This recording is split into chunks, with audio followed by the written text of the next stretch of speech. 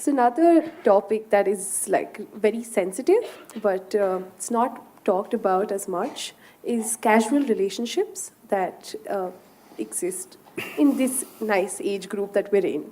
So yeah, I'm just going to say good things about us.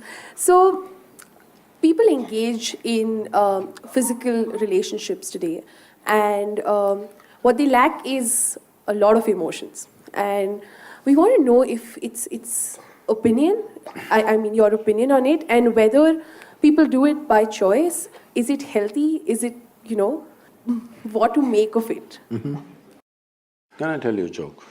Yes, please.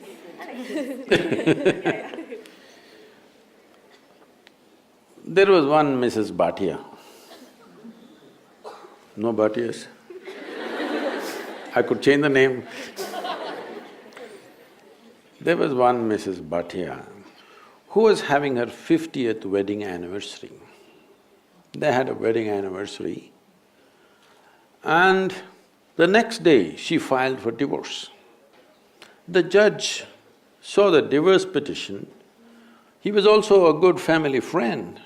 So he called her and he said, "Why you want to divorce your husband? He's such a sweet little thing. Why do you want to divorce him? On what grounds you want to divorce him?" She said, "He's not been faithful to me. He's been cheating me."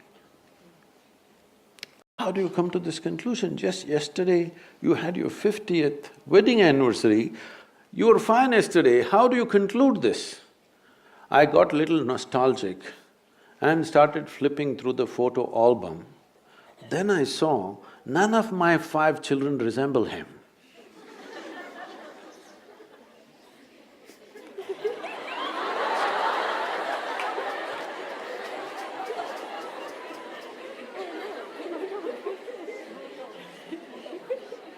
So,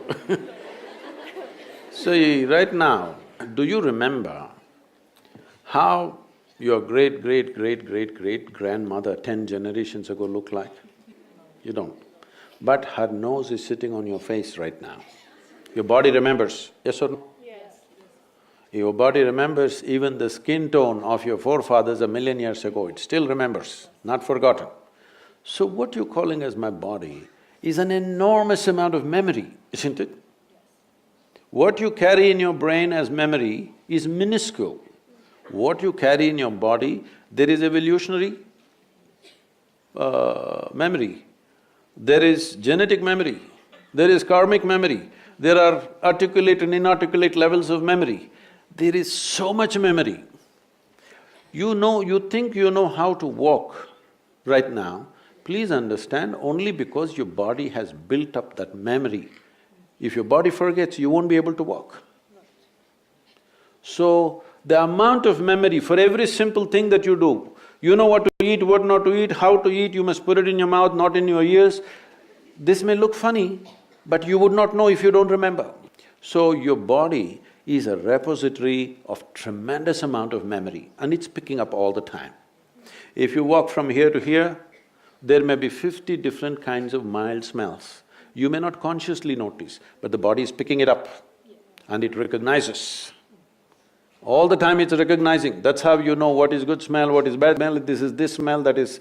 You recognize the different aspects of sound, smell, this, that, because constant recognition is happening. So this body memory, traditionally in this culture, we call this as runanubandha. That means physical memory that you build. You can either consciously build your physical memory or you can simply take in wild amounts of memory and go through lots of physical confusion. So wherever there is impact, I don't know if you still have these things, maybe in your generation is gone, but still there will be people in Bangalore city, if you ask them to… if you try to give them salt, they won't take it, they'll say, keep it there. If you try to give them sesame seeds, they will say, please keep it there. Because they have recognized many substances which can easily carry your memory and it will become mine if I take it. So I don't want to take in memory. This is the reason why generally in this culture, touching each other, shaking hands, these things are avoided. We touch our own two hands and do namaskaram because we don't want to go on picking up memory. Because if I as much as touch this memory, it remembers. You try this with four of your friends, you touch their hands. Don't try to consciously remember, every day touch their hands, forget about it. Tomorrow, if that person comes and touches you, you know it's this hand, isn't it? So the body remembers, it's not the mind. The physical body remembers, this is called as runanubandha. When there is a sexual interaction or there is any kind of intimacy which involves thought, emotion and body, the amount of memory that is left in your system is very big. It's from this context, they said you must keep this as simple as possible. There are other aspects where in certain tantric process and all they're involving, they are preparing themselves for years to distance themselves from the body in such a way that the body doesn't pick up anything from anywhere. This is being done like a sadhana, not as sexual promiscuity. So, the question is not of morality, the question is of what is it that you want to do with yourself in your life.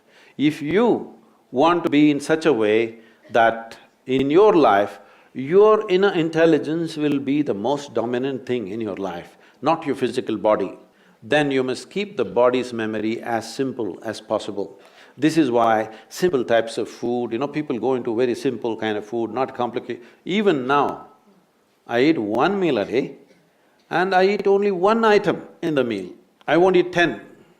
I may eat all of those things another day, but today I eat only one item because it makes a huge… Just experiment and see, don't go by what I'm saying. Just experiment and see, especially when your examination time comes, eat simple food and see what a difference it makes for your intelligence, how it functions, how alert you are, everything. So, what is it that you're trying to build yourself to? Do you want to build yourself to be a sexual supernova or… No, I'm saying some people may have that intention, that's up to them. But what is it that you want to do with your life is something that you must decide. If you have decided that, it's very, very important that you don't unconsciously pick up enormous amount of memory because this will lead to… Later on you will see, it'll become very difficult to remain peaceful and joyful in your life, no matter what good things may be happening, simply because there is confusing memories in the system. When something else of similar nature comes, the body goes into a turmoil of confusion. It may not translate into your mind, just physically it will go on. So, it's a choice that one has to make. It's not a question of morality, it is a question of living sensibly.